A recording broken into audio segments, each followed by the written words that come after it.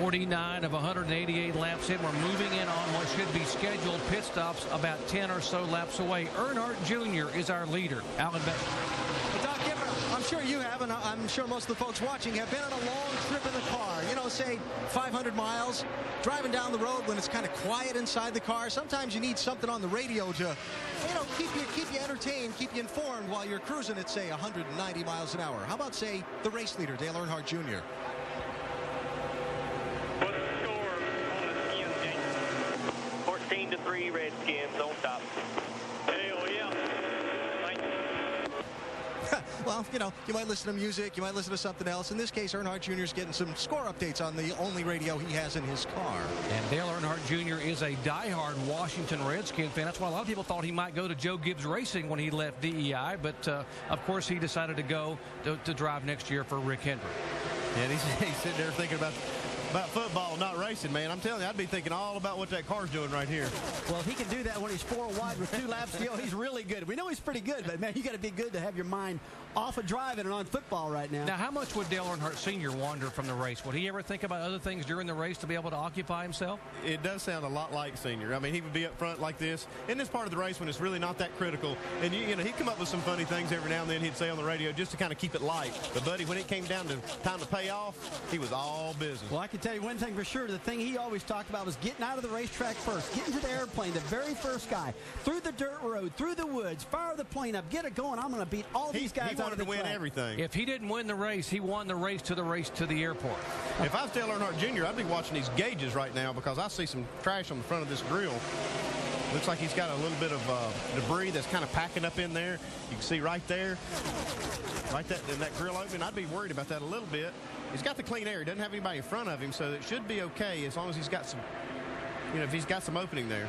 And it looks like he's got some tape on there that he can pull off to cool that motor down a little bit. You see the red stripes off to the left, and that's there on purpose. Brad, take a look at this. I mean, this engine could be overheating right now because that's more debris than that engine can probably stand. Yeah, you're absolutely right. And I had a question for Andy Petrie regarding the engines. You know, we know that DEI has had some problems throughout the year with significant motor failures. He's out here right now. Obviously, it's a long green flag run, turning about 8,600 to 8,800 RPMs. Is that something to be concerned with? And the second part of that question, Andy, are the guys back in the back getting a break on their engines by riding in the draft? Well, Brad, I'm scared to death if I'm those guys, any of them. I mean, these are RPMs like we've never seen here, so I wouldn't be even comfortable about it until the race is over. But the guys in the back can back off a little bit, but their engines are still going to have to turn those high RPMs, even if they're off the gas a little. Lap 53 of 188, riding along with Jeff Burton, watching the speeds and the RPMs as he's got that throttle hammered down. 53 laps in the books. Earnhardt Jr. is our leader.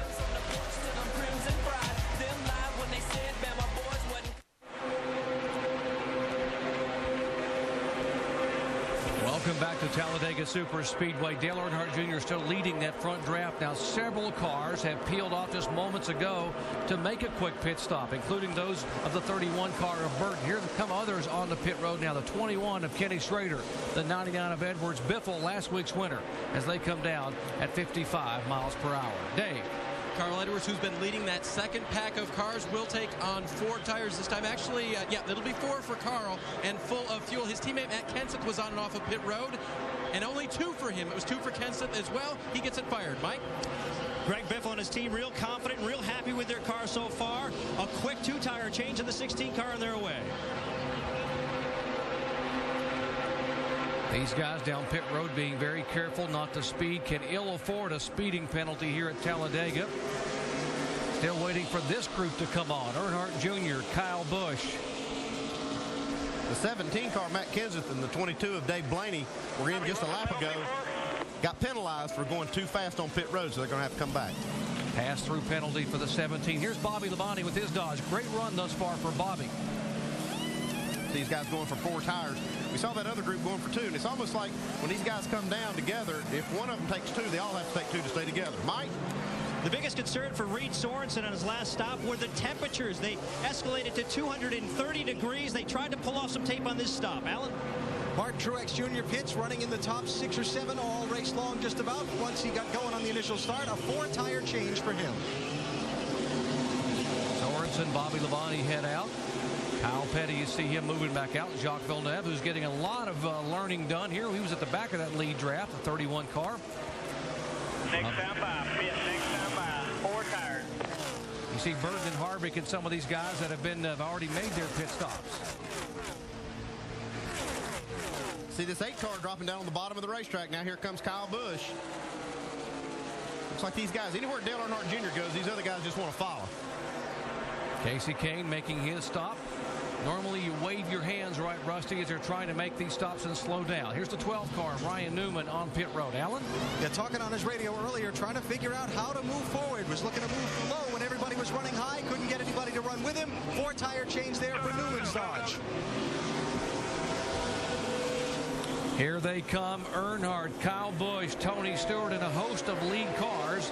There's Vickers, the 83, going by, and here comes Earnhardt leading him down pit road for his stop. Dave in the 20-car pits. And they told Tony to stay out an extra lap. He said, no problem, I'm not going anywhere anyway, but he does pit with leaders now. They will take on 2 right side tires, no adjustment for Tony Stewart. Jamie. And Kyle Busch stayed out a couple extra laps because he wanted a partner to come in with, so Dale Earnhardt Jr. was his partner. Kyle Busch came in, guys, and you know they gave him that warning about being too aggressive, so he asked for an energy drink for this next stop, Alan. And Dale Earnhardt Jr. in from the lead, a 4-tire change. Fill it up with fuel. You see they go and try and clean some of that stuff off the grill that we pointed out a bit earlier. Got to get those grills clean. You heard about some of those guys. Reed Sorensen talking about his water temperature over 240 degrees. Next group coming on. Here's Vickers, who was the leader. Rudeman, the 00 car, and the pole sitter, Michael Waltrip. You got to be careful not to speed on pit road here because you can lose the draft if you have to come back down on pit road. Dale Jarrett and Jimmy Johnson also in this group making their pit stop here under green. Jamie? And Brian Vickers listening to his crew chief making the calls. Remember last time he was here, this time last year, he won the race. Brian Vickers going to take 4 tires. And we're watching Jimmy Johnson right there. He's out of pit sequence, but he found some partners. 4 tires in fuel for Jimmy Johnson. He's down and away. Jimmy rolling by. All clear, all clear. Jimmy in the 48-44. Dale Jarrett, a 2-time winner here. There's Jeff Gordon. These guys, remember, we're hanging at the back of the field here, just trying to stay out of trouble during the early part of this race. They were about 6 seconds behind the lead pack before they started. All these cars started pitting. So, you know, now you're going to see just all this shuffling going on. It's going to be interesting to see how it all works out. Possible strategy here for Kevin Harvick on this pit stop. Wow, he's going for left side tires. So I guess these guys are not worried about that right front like some of the problems we've seen earlier. Have you ever done that here early on at Talladega? Yeah, I've done it before. And what you can do here, because the tire wear is not very bad here, is you can go right sides, then left sides, then right. You can kind of rotate. So that's probably what they're doing here. Mike? And Andy, that call was made entirely by the driver, Kevin Harvick. He had radioed in before that stop asking Todd Berrier what they had planned to do. Berrier said they were going to just change right sides. And, well, Kevin Harvick didn't like that plan and said, no, let's do left sides instead. So all on his shoulders. It makes you wonder what it was that Kevin was feeling that made him want to put left side tires on the car. Well, the driver knows what the car feels like. But, hey, take a look at Jacques Villeneuve outside. 27 car up against the wall right now. Looks like he's getting a little more racy, starting to get comfortable out there.